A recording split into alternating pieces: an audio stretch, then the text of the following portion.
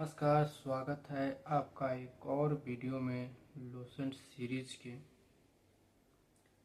हमारा पिछला टॉपिक था वेद। हमारे चारों वेद जो है कंप्लीट हो चुके हैं, ऋग्वेद, यजुर्वेद, सामवेद और अथर्ववेद। अगर आपने हमारे वीडियोस नहीं देखे हैं तो कृपया पीछे के वीडियो की ओर प्रस्थान करें और उसको अवश्य देखें, तभी आगे बढ़ें।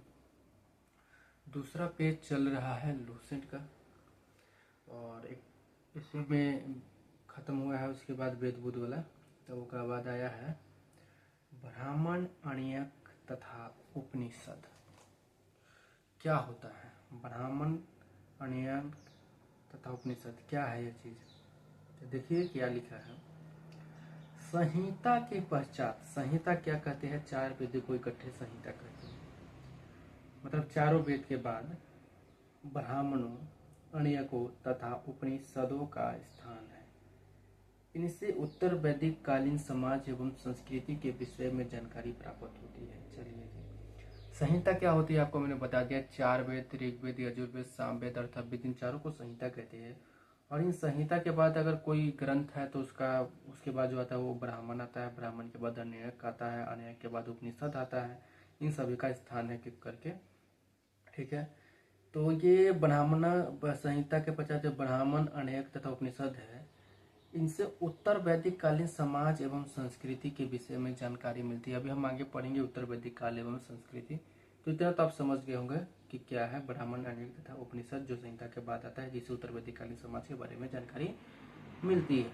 ठीक है। ब्राह्मण ग्रंथ, ठीक है, वैदिक संहिताओं की व्याख्या करने के लिए गद्य में लिखे गए हैं। ब्राह्मण ग्रंथ जो है, जो संहिता के पश्चात आता है, सबसे पहला जो है, तो ब्राह्मण ग्रंथ संहिताओं की व्याख्या करने के लिए गद्य में लिखे। संहिता मतलब वेदों की व्याख्या करने के लिए, मतलब एक तरह से आप कह सकते हैं कि वेदों का सहायक ग्रंथ है ये। ठीक है। तो ब्राह्मण ग्रंथ वेदों का सहायक ग्रंथ है, जिससे ब्राह्मण वैदिक संहिताओं की व्याख्या करने के लिए इसे गद्य में लिखे गए हैं। ठीक है। प्रत्येक संहिता के लिए अलग अलग ब्राह्मण ग्रंथ है, जिसे सारणी में दिए गए हैं। देखिए, जो वेद है हमारे, उसी का डिटेल में व्याख्या करने के लिए ब्राह्मण ग्रंथ लिखे गए हैं। ठीक है। तो हर एक वेद के लिए अलग अलग ब्राह्मण ग्रंथ लिखे गए हैं। तो ये यहाँ पे ध्यान दीजिएगा। तो हमारा पहला जो वेद है हम लोगों का, वो है ऋग्वेद। ठीक है। तो ऋग्वेद का ब्राह्मण ग्रंथ क्या है? ऐतरेय वह कौशितकी, ऐतरेय एवं कौशितयगी, कौशितकी। ठीक है। ऋग्वेद का है ये ब्राह्मण ग्रंथ। यजुर्वेद का ब्राह्मण ग्रंथ क्या है? तेरित्रीय वह शतपथ। यजुर्वेद का ब्राह्मण ग्रंथ है तेरित्रीय एवं शतपथ, याद रखिएगा। अगला जो हमारा जो है वेद, वो है सामवेद। सामवेद का ब्राह्मण ग्रंथ क्या है? पंचविश। अथर्ववेद का ब्राह्मण ग्रंथ क्या है? गोपद। ठीक है। तो ये जो ब्राह्मण ग्रंथ है, ये वेदों की जो है उसको डिटेल में समझने के लिए, उनकी ही व्याख्या करने के लिए लिखा गया है। हर एक वेद के लिए अलग अलग ब्राह्मण ग्रंथ लिखे गए हैं, जो मैंने अभी आपको बताया। ठीक है। चलिए, यहाँ तक हम पहुंच गए। इन वेदों से उत्तर वैदिक कालीन समाज के बारे में जानकारी प्राप्त होती है। ठीक है। चलिए, इन ब्राह्मण ग्रंथों से हमें परीक्षित एक राजा थे। ठीक है। परीक्षित के बाद और बिंबिसार से पूर्व की घटनाओं का ज्ञान प्राप्त होता है। ठीक है। बिंबिसार के पहले क्या स्थिति थी और परीक्षित के बाद क्या स्थिति थी, इन ब्राह्मण ग्रंथों से हमें पता चलता है। ठीक है। ऐतरेय, ऐतरेय क्या है? ब्राह्मण ग्रंथ है। किसका ब्राह्मण ग्रंथ है? कौन से वेद का ब्राह्मण ग्रंथ है? तो ऐतरेय ऋग्वेद का ब्राह्मण ग्रंथ है। ठीक है। क्या बोल रहा है?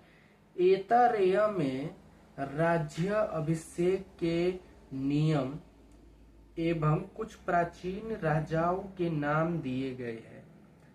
ऐतरेय में राज्याभिषेक कैसे करना है उसका नियम बताया गया है और कुछ प्राचीन राजाओं के नाम दिए गए हैं। ऐतरेय ब्राह्मण ग्रंथ है, ऋग्वेद का ब्राह्मण ग्रंथ है। तो ठीक है। चलिए, ऐतरेय को आप समझ लिए। उसके बाद है शतपथ में, शतपथ में अब शतपथ किसका ब्राह्मण ग्रंथ है? तो शतपथ है यजुर्वेद का ब्राह्मण ग्रंथ। यजुर्वेद के ब्राह्मण ग्रंथों के बारे में बता रहे हैं, हमने ऊपर पढ़ा ऐतरेय। अब ये शतपथ आया यजुर्वेद का है ब्राह्मण ग्रंथ। तो देखिए शतपथ में गंधार, शैल्य, कैकेय, कुरु, पंचाल, कौशल, विदेह आदि राजाओं के नाम मिलता है। तो शतपथ में राजाओं के नाम मिलते हैं, जो कि आपने देख लिए। वैदिक साहित्य में ऋग्वेद के बाद शतपथ ब्राह्मण का स्थान है, जो कि ऊपर पहले ही बता दिया गया था। ठीक है। अनयक में अनयक क्या है? अगला है ब्राह्मण ग्रंथ के बाद जो अनयक आता है। ठीक है। हाँ, अनयक में यज्ञों से जुड़े, ये अलग ही ग्रंथ है एक। ठीक है। अनयक में यज्ञ से जुड़े कर्म कांडों की दार्शनिक और प्रतीकात्मक अभिव्यक्ति मिलती है। ठीक है। यज्ञ से जुड़े जो भी है सब कुछ वो अनयक में मिलता है। ठीक है। उपनिषदों की संख्या कितनी है? तो उपनिषदों की संख्या 108 है। ठीक है। जिसमें से 13 मूलभूत, चलिए इसको शॉर्ट में हम पढ़ेंगे, इसको रहने दीजिए उपनिषद वाला, क्योंकि आपको समझ नहीं, आपको इतना अभी जितना भी मैंने समझाया उतना ठीक है। उपनिषद के लिए अगला वीडियो बनाएंगे, वीडियो भी लंबा हो जा रहा है। ठीक है। तो उपनिषद का हम आगे पढ़ेंगे। चलिए ठीक है।